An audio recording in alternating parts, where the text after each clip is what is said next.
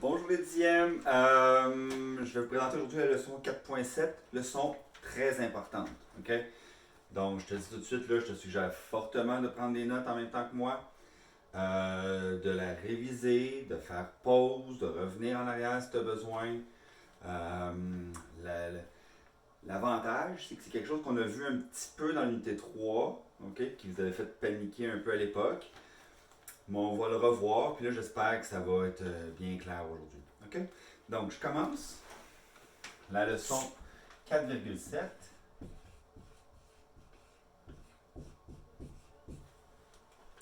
Ça va être la forme AX2 plus BX plus C. Je vais remettre Y égale ici devant, là. OK? Et le mot qui va vous faire peur, excusez, est la complétion du carré.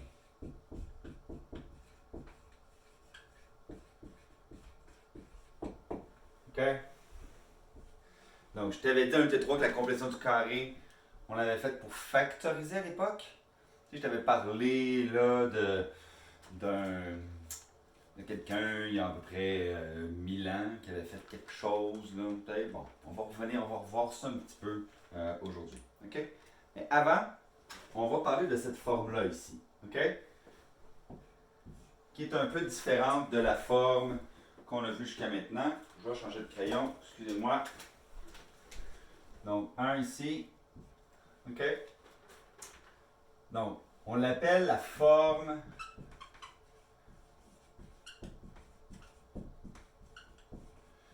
générale. OK? Donc, on l'écrit comme ça ici. Y est égal à AX2 plus BX plus C.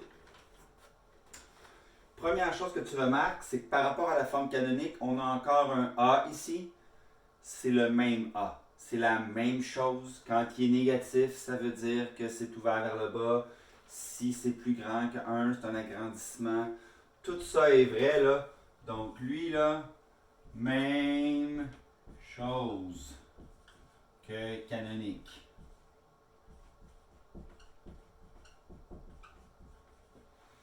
OK? L'autre chose qui est ici, le C. Alors, lui, c'est à peu près la seule vraie utilité de cette forme-là. C'est que si x est égal à 0, ça va disparaître. Si x est égal à 0, ça va disparaître. Il va me rester le C. Donc, ça, dans le fond, c'est l'ordonnée à l'origine. OK? Il me reste, lui au milieu, l'élément mystérieux. Et je t'en parlerai pas vraiment. OK? Ce que je t'invite à faire, c'est d'aller dans Desmos, d'écrire une parabole sous cette forme-là. Par exemple, tu peux écrire y égale à 3x2 plus bx plus moins 4, mettons. Tu mets ça dans Desmos. Puis là, à cause que tu as mis un b, Desmos va te mettre un curseur. OK? Puis là, tu le fais jouer ton curseur. Tu le fais passer de moins 10 à 10, tu fais play. Puis là, tu vas voir comment ta parabole va bouger. C'est weird. OK? Mais j'aimerais ça voir qu'est-ce que tu observes, qu'est-ce que ça donne. Donc, tu peux m'envoyer un petit courriel là-dessus si tu le sais. Ou un petit commentaire. Donc, mais le B, il n'est pas vraiment important. Le A, la même chose. Le C, c'est l'ordonnée d'origine. Ça veut dire quoi? Ça veut dire que si j'ai une parabole comme ça ici, ben la valeur ici, c'est C. OK? C'est une forme qui n'est pas très utile. OK? Mais le C va nous aider des fois. Donc, on peut se faire une note là. Pas très utile parce qu'on ne connaît pas le sommet. Mais là, je ne veux pas trop vous faire un spoiler, là, mais éventuellement, on va être capable de trouver le sommet avec ça. OK? Mais pour l'instant, dis-toi que c'est pas vraiment possible. OK? D'accord? Donc, c'est pas très utile, mais le C quand même peut être utile. Le C peut être utile.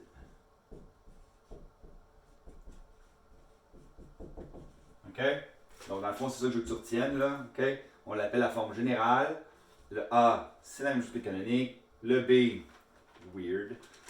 C, ton ordonnée à l'origine. Ça va jusque-là? Le reste, j'ai pas le sommet. OK? Fait que je peux pas tracer de croquis. Là. Si je te donne une équation, là, si j'écris y égale 3x2 plus x moins 5, je te dis trace-moi ça. Je peux rien faire. OK? Donc, c'est un peu ça qu'on va faire aujourd'hui. On va essayer de passer d'une forme à l'autre. On va essayer de passer de celle-là à canonique, puis canonique à celle-là. OK? Donc, on va voir ça aujourd'hui. C'est ça.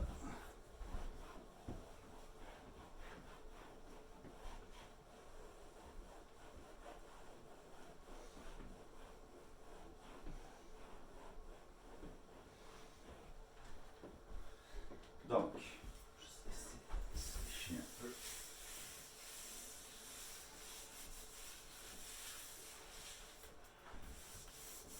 OK. Donc, la deuxième chose qu'on va voir, OK, c'est passer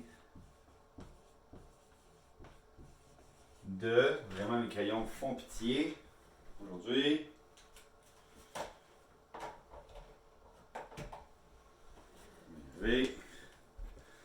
Donc, on veut passer de la forme générale, excusez, contraire, passer de, je vais là, passer de canonique à général, de canonique à général. OK, donc le canonique, c'est ce qu'on utilise depuis le début, x moins a, x moins h au carré plus k, et je veux arriver à la forme générale, ax au carré plus bx plus c. La technique est simple, c'est de développer. OK? Donc, on va développer.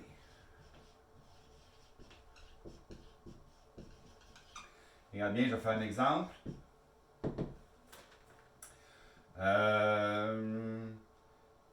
J'ai y est égal à moins 2 parenthèse x moins 3 au carré plus 4. OK?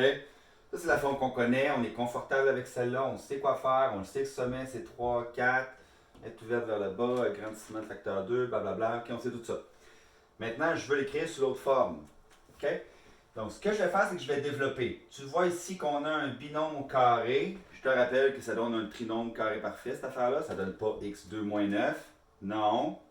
Non. OK. Donc, ça donne moins 2. x2 moins 6x plus 9. J'espère que tu n'as pas oublié ça et que le COVID-19 t'a fait tout perdre tes facultés, là. OK? C'est ça au carré, moins 2 fois ça, plus ça au carré. OK? Ça donne ça ici, plus 4 qui reste là. OK? Une fois que j'ai ça, là, je vais distribuer. Hein? Donc, c'est important ici, on ne rentre pas le moins 2 à l'intérieur en premier. Là. On fait l'exposant en premier, peut-être masse. OK? Puis après ça, on fait fois moins 2.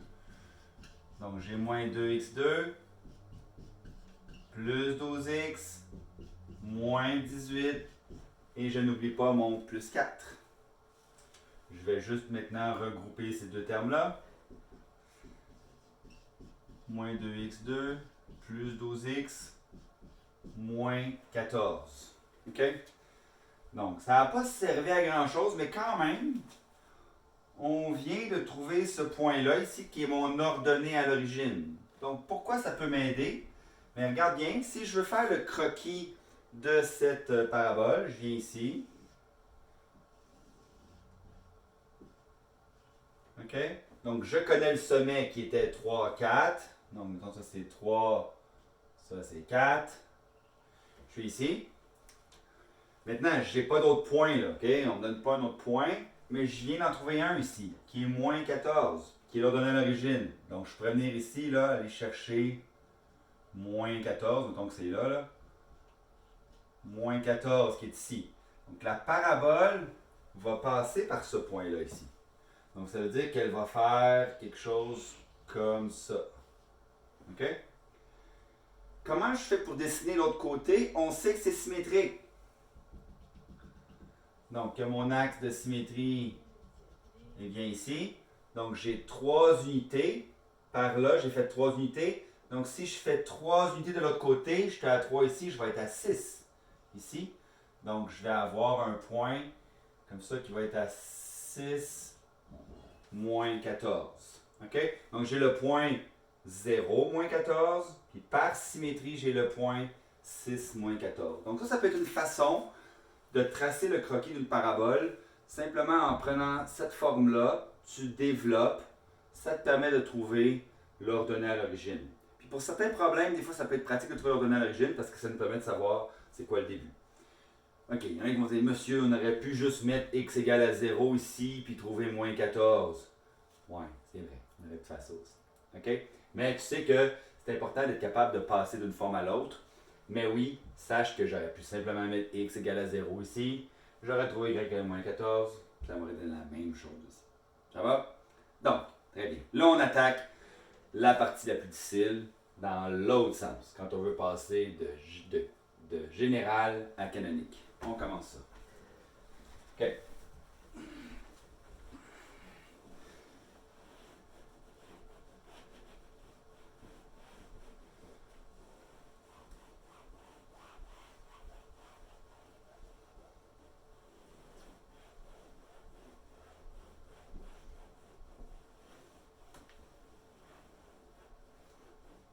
Donc, et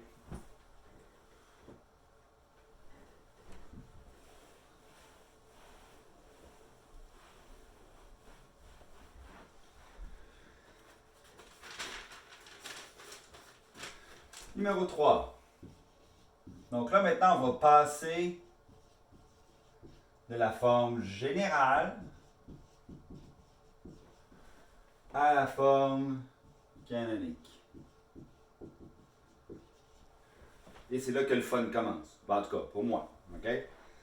Si tu ne te souviens pas, tu peux aussi aller relire la leçon 3.7, 8, je ne sais plus trop là, sur la complétion du carré qu'on avait fait ensemble. Mais dans ce cas-là, c'était pour factoriser. Okay? Donc, je vais faire un exemple tout de suite. Vous allez voir la méthode, là. Vous allez vous en souvenir, là, je pense. Là. Donc, écris la fonction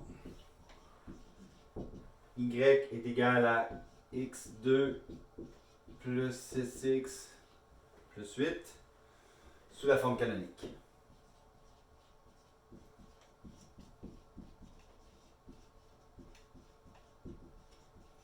OK?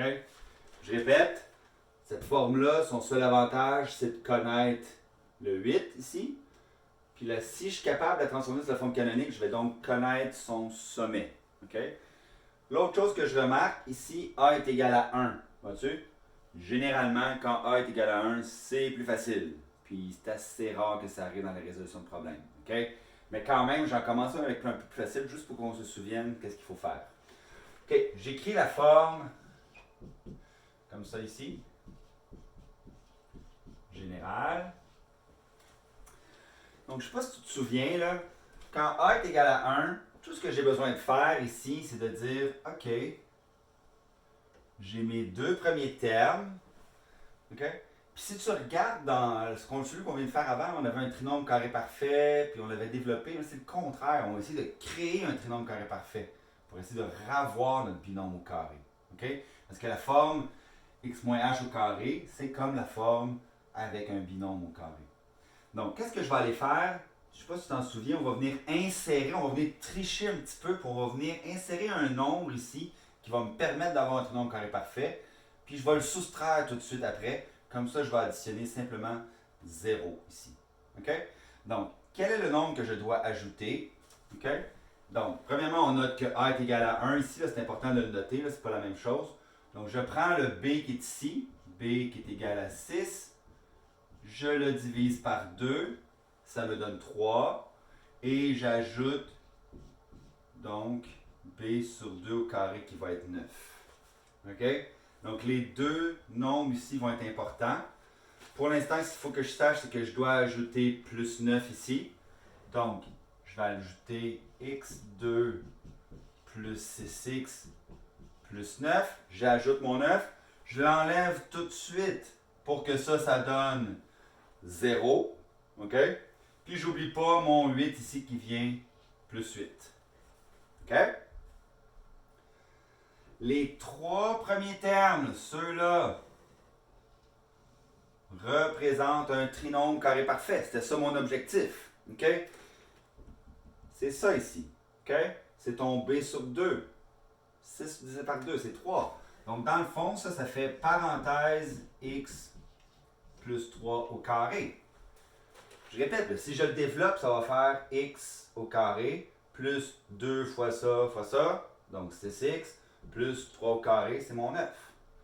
Tout ce que j'ai à faire maintenant, c'est à garder mon moins 9 plus 8, parce que le moins 9, lui, il n'était pas dans le trinôme carré parfait.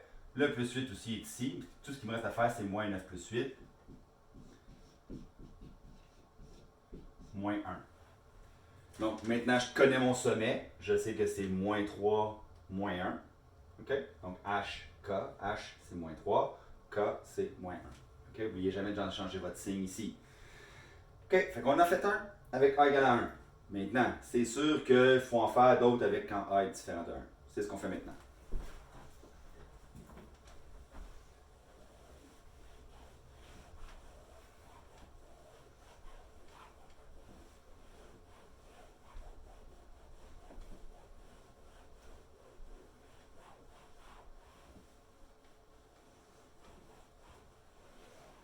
OK.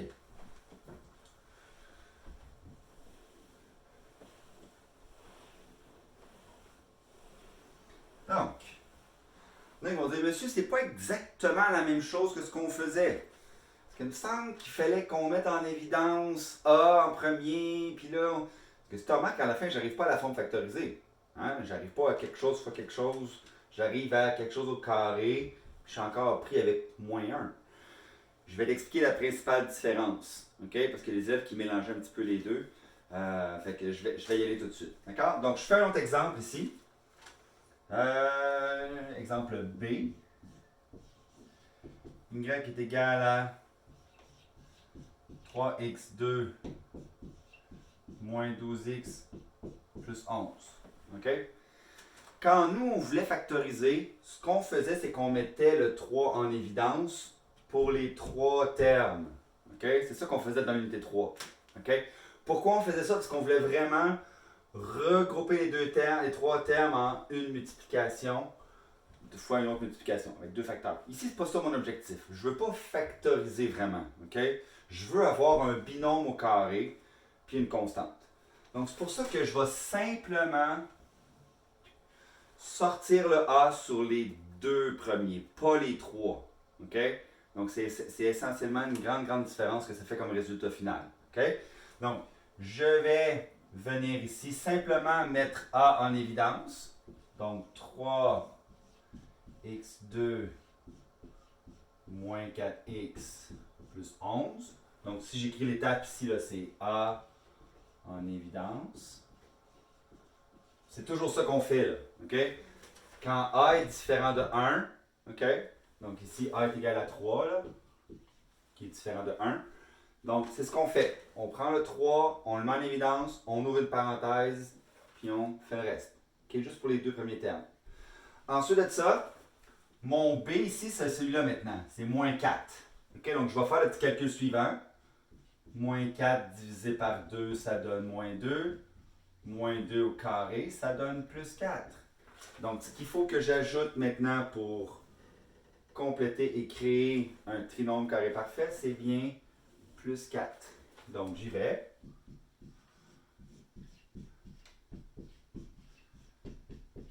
Plus 4. Mais il ne faut pas que j'oublie, là. J'ajoute plus 4. Tout de suite, j'enlève moins 4. OK? Je fais ma parenthèse, puis j'oublie pas mon plus 11. OK? Donc, je répète, mes trois premiers termes maintenant vont créer un trinôme carré parfait. Et donc, comme j'ai une première parenthèse ici, il faut que je crée une deuxième parenthèse. Donc, je vous suggère, pour ne pas vous mêler, de prendre une parenthèse carrée. OK? Puis d'écrire votre binôme au carré dans une parenthèse ronde. Comme ça, ça vous allez distinguer les deux. Ceci fait bien x moins 2 au carré. Si tu me demandes d'où est sorti le moins 2, il est de là. C'est ton b sur 2. C'est ça divisé par 2. Si c'est négatif ici, il faut que ce soit négatif ici. OK? Donc, je t'avais dit que l'unité 3 ne servait pas grand-chose à part être pratique dans l'unité 4, ok? Ben là, tu le vois, là, ok? C'était la difficulté de cette chose-là, ça veut dire que tu as du rattrapage à faire. Donc, j'ai x moins 2 au carré, j'oublie pas mon moins 4 ici, et je ferme ma parenthèse carré ici, je n'oublie pas mon plus 1. Et là, ici, vois-tu, j'ai mon 3 qui va venir multiplier chacun des groupes. Donc, mon premier groupe, c'est ça ici, ça va me donner 3. Là, j'enlève la parenthèse carrée, je n'ai plus besoin.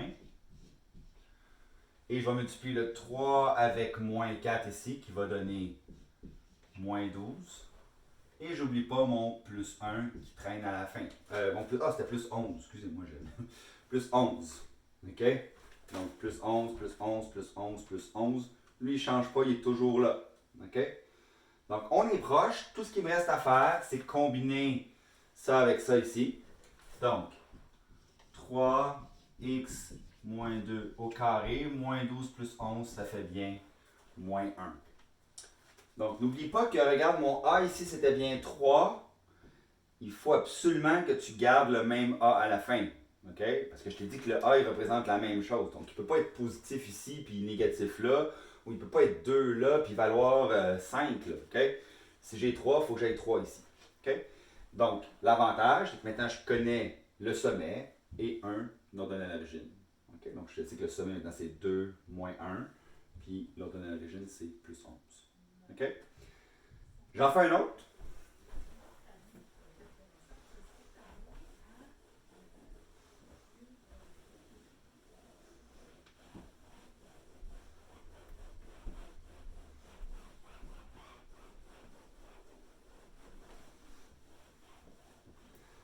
OK.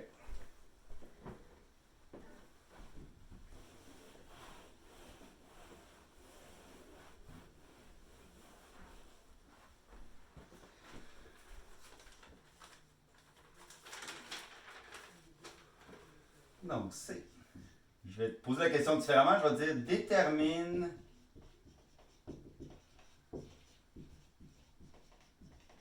le sommet de y est égal à moins 1 demi x2 plus 5x moins 4. Donc, on remarque bien la forme ax2 plus bx plus c qui ne me permet pas de connaître le sommet. Tout ce que ça me dit, c'est l'ordonnée à l'origine ici qui est moins 4. Je sais que je me répète, là, mais je pense qu'il y a des élèves qui en ont besoin. Okay? Donc, pour connaître le sommet, je dois passer à la forme canonique qui me donne le h et le k. Je ne l'ai pas ici. Donc, je suis la même étape. Ce n'est pas parce qu'il y a des fractions que j'arrête. Je ne change pas la méthode. La méthode est la même. Je mets A en évidence. J'ai moins 1 demi ici. J'écris moins 1 demi ici. Ça va toujours donner ici x2. Là maintenant, ben là, il faut que tu saches un petit peu calculer des fractions. 5 divisé par moins 1 demi, ça va faire moins 10x. Ouais, on est d'accord avec ça? Moins 1 demi fois moins 10, ça va me donner plus 5. Donc c'est toujours ça divisé par ça qui donne ça ici quand on factorise. Un petit rappel. Et je garde mon moins 4 à côté. Donc, première étape, on met A en évidence. Seulement pour les deux premiers termes, ici, pas les trois comme dans l'unité 3. OK, deuxième chose,